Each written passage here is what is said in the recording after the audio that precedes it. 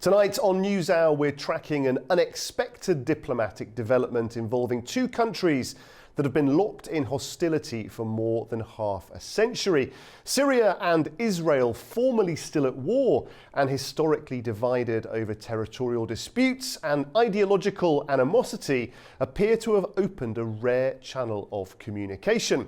According to European diplomatic sources, senior officials representing both sides met earlier this week in Paris for exploratory talks aimed at reducing tensions and containing instability along Syria's southern border.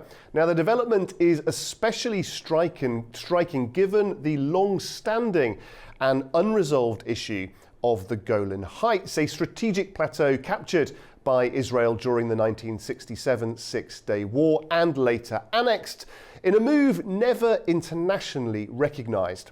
The territory remains a flashpoint, and the 1974 disengagement agreement, which established a United Nations monitored buffer zone, is still seen as a fragile but vital safeguard against renewed conflict. Reports indicate that this latest Paris meeting focused on the deteriorating situation in southern Syria, where recent violence involving Druze communities, tribal militias, and remnants of pro-government forces has raised serious concerns. For now, neither Damascus nor Tel Aviv has issued an official confirmation or denied the reports. Let's take a quick look at how the tension started and where we are today. Syria and Israel have endured more than 7 decades of animosity, beginning with their participation in the 1948 Arab-Israeli War. Subsequent clashes, including the 1967 Six-Day War and the 1973 conflict, cemented their position as regional adversaries.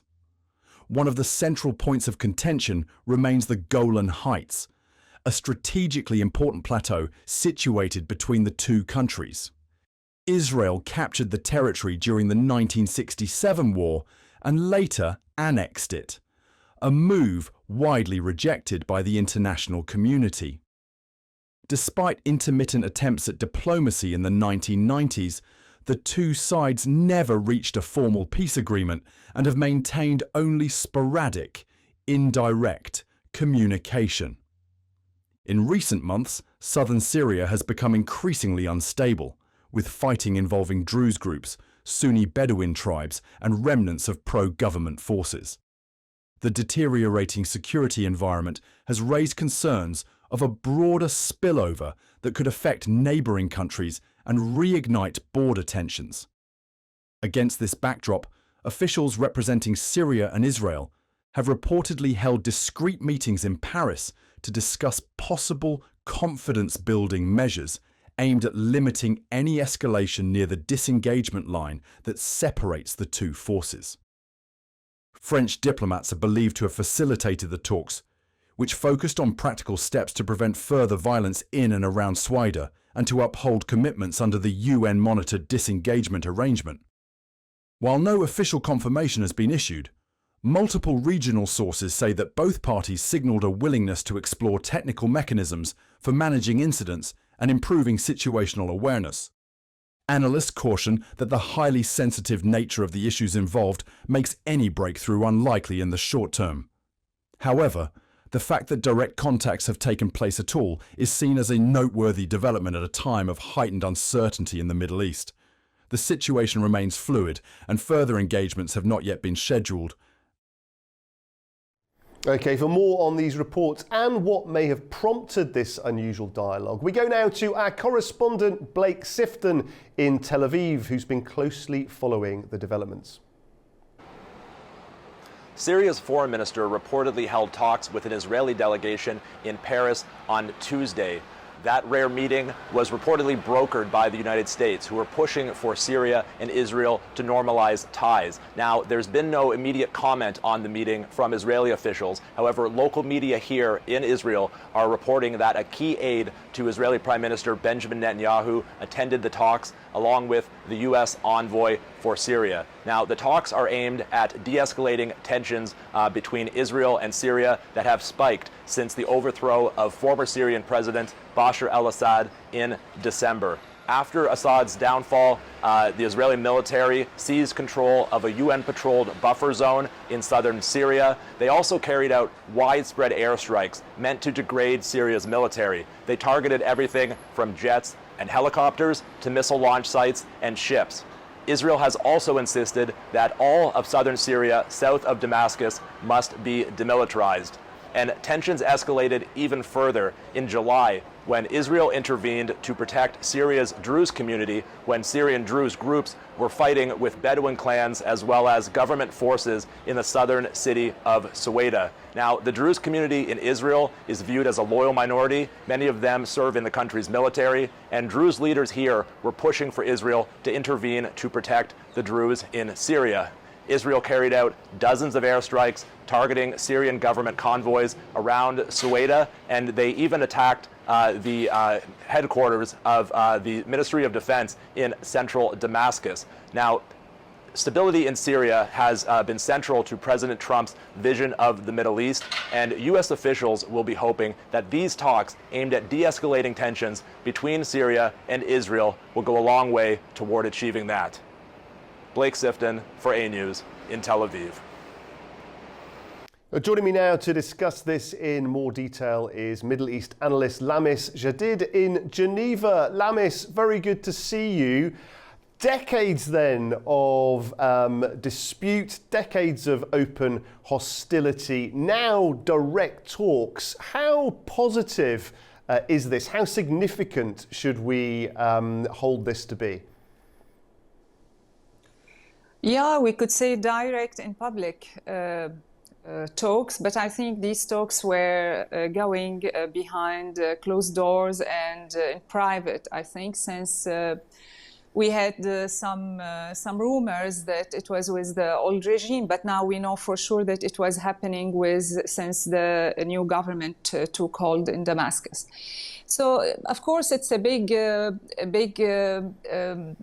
events that happening in the Middle East, in the whole Middle East, if we could say. But it happens in a very strange atmosphere, of course. I mean, as you mentioned in your introduction, Israel has hit all the Syrian capacity militarily, and they asked to remove any kind of military presence from the south, and then we go for some kind of talks. We will see where it will take us. Nobody is willing to go further and to speak except about some kind of military and security agreements. Of course, Golan Heights are out of any discussions. Israel does not want to discuss it even. And as we know, some settlers went to Suwaida, I think yesterday or the day before, and they announced that they put hand. They want to put settlements already there. Lamis, what should we read into the location? Why Paris? And also on this subject, why now in particular do you think this has happened? You know, it's not very strange to have all these talks in Paris. France was always related to Syria, and the first, I mean, it's one of its colony in the Middle East was Syria after the Second World War. And yes, so Paris is not out of the scene. Of course, it needs to be involved. What's contradictory here that I think Netanyahu is not happy from one side with Paris, and he sent a very, very tough and undiplomatic letters to Mr. Macron accusing him of being anti-Semitic. But at the end, France, it's the country that is holding talks with the neighboring Syria, trying to do some kind of agreement between both countries. So yes, France, and behind France is the United States, of course. It's a European will to have some kind of agreement, and that I believe it will not happen while another contradictory character like Al-Golani Shara is in power. he's a man who's, I mean, we could talk a lot about his character, but a character that does not really believe in Syria. He believes in the Islamic State. He has a Nusra al-Qaeda background. This, we should never forget this. So, and he wants to stay in power. So the guy is ready to compromise anything else that has to do with the country, the sovereignty of Syria. Just to stay in power, and for his dream that is cross-border fighters of Al-Qaeda reach Damascus, and it will not stop there. This is from one hand on the Mr. al-Shara al-Jolani side, but from the other side, also the Israeli side, of course, it's a historic opportunity to have the Israeli dream from Nile to Euphrates, from having a buffer zone close to its small borders with other big Arab countries, and also there is the dynamic of the religious state, also a Jewish state that hopes to have other religious state or emirate around it. It suits it better, of course. So the sovereignty in Syria is in a very, very big stake, I think, now. And Lamesh, you mentioned there the buffer zone. How important, how symbolic, how significant is the 1974 disengagement agreement and the UN buffer zone in the broader context of this new dialogue? You know, I hope there will be some respect to any of the United Nations agreement that has been signed after the Second World War. I think none of it is working right now, and I believe after the arrival of Mr. Trump, and especially after he announced Jerusalem as the capital of Israel, which is also against all international agreements, I think El Golan also, that was agreed by the United Nations to be Syrian. Now it will be another document that will be dropped from the international law or international order that we used to know since the Second World War. So yes, we are in a big risk now of a whole system that might not be recognized anymore. Short-term risks, contentious characters, complexity that you described there. So in that context, do you see any realistic prospect of a wider understanding, a wider, longer-term resolution? Or do you think this is purely about managing those short-term risks along the Golan? Yeah, it's not only short, long vision even, not only regarding the Golan Heights, but I think regarding the whole Middle East. We cannot deal with the complexity of the Middle East, and especially a country like Syria, in taking small steps and always trying to repair what the last step led us to. So I believe we need a vision, and this vision needs to re-question the people in power in Damascus first, because, okay, it was just a power of, it's the reality, the old regime had collapsed, or there was some kind of agreement that it will collapse, and suddenly those people arrived to Damascus. I think we need to check their capacity really to lead a whole country like Syria. And I think the whole problem in Syria was provoked at first by the arrival of people who are not really from within the Syrian society whatsoever, even if they had international support, even if they had all the legitimacy that the Western system needs it now for the Middle East, but it will not be by force. I think it will be done integrated by the Syrian people, the Syrian need now. And also not only Syria, it's the regional needs. I think we cannot bring forces from outside, a complete different pretext, and just give them powers of such diverse country like Syria. I think all these problems we are facing now, it was predicted, and it was waited for a long time to come now. Let's just touch on the other key regional players, Iran, Jordan, Lebanon. How are they perceiving this dialogue? I don't think any one of neighboring country is in favor of destabilizing a focal point like Syria and in the Middle East. Syria is a transit country, and transit means all type of goods, including jihadist methodology, including type of reigning the states. The worries are rising more and more, even among now Gulf countries. I mean, lots of questions. When you give power to such, and legitimacy, of course, from the big power, to people who are not in favor of state anymore and not of the sovereignty of the borders that was discussed after the Second World War, it means nobody in the whole region would be truly feeling safe after. So I think all the worries, let's say, or all the concerns from all neighboring countries are very legitimate.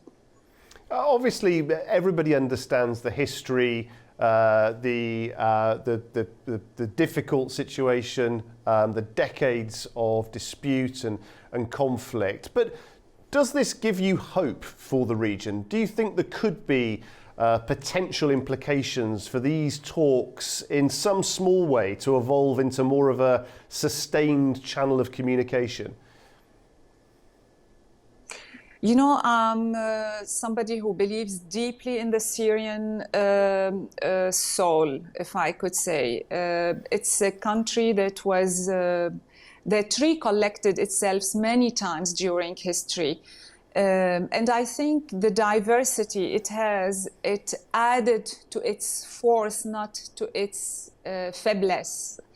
I believe we could do a lot with a country like Syria and make it an example to other countries that was divided once, either in the heart of Europe or in Africa or in any other part of the world.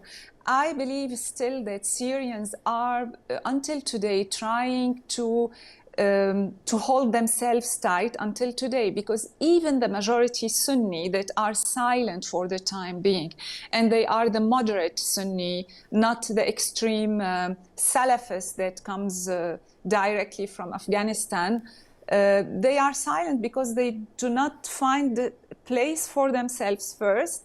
They are not represented, and secondly, because they are not protected. It's a whole country without unarmed, you know what it means, civilians, and unarmed and facing an extreme situation. I'll not speak now about just the performance of the government. I'll speak about international performance in general. It's not normal what's happening in all languages, I believe. So yes, I trust that we could build still on the awareness of the Syrian people until this moment, if there is a regional or international will to help even slightly.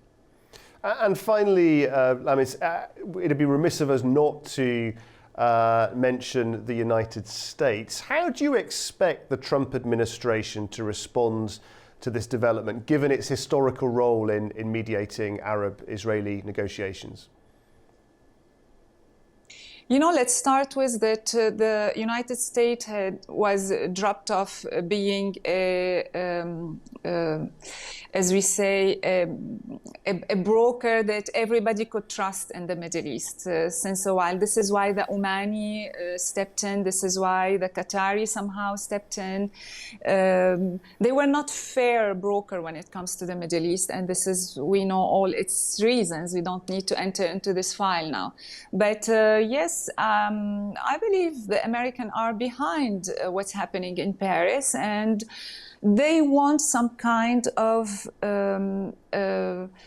some product to sell to the media and to show some kind of victory. I mean, people in the ground, they are so aware of each word I say here, because the reality that's happening in Syria is completely, let's say, not quite a lot like the reality that is being put in the media, and especially Western and American media. So I believe the Americans, they want to sell some kind of media victory. I think they know so well, they are aware that politically all this will lead to one thing and only one thing. It's the division of Syria. But the thing that talking about small, not having a long-term vision, always short-term vision, this will not help, because even if we go for a division of Syria, the problem will not be solved. Can you believe to live in a region where all your neighbors are just the extreme opposite of you? I mean, this is just a preparation for another kind of unrest in the region. If anybody is looking for stability, it needs to look for unity, for peaceful societies, removing arms from jihadist groups, discussing truly what it means, a national army, what it means, I mean, a president with such two background, very contradictory. We need to discuss all this really in depth. Okay, a lot more to discuss. Lamis, we thank you very much indeed for your analysis and for joining us from Geneva. Thank you very much indeed. Thank you for having me. Well, that brings us to the end of this edition of Newshour. We'll continue to monitor developments surrounding the reported Syria-Israel talks and bring you confirmed details as soon as they emerge. From regional security concerns to diplomatic back channels, the situation remains fluid and potentially significant for the wider Middle East. From all of us here at A News, thanks for being with us.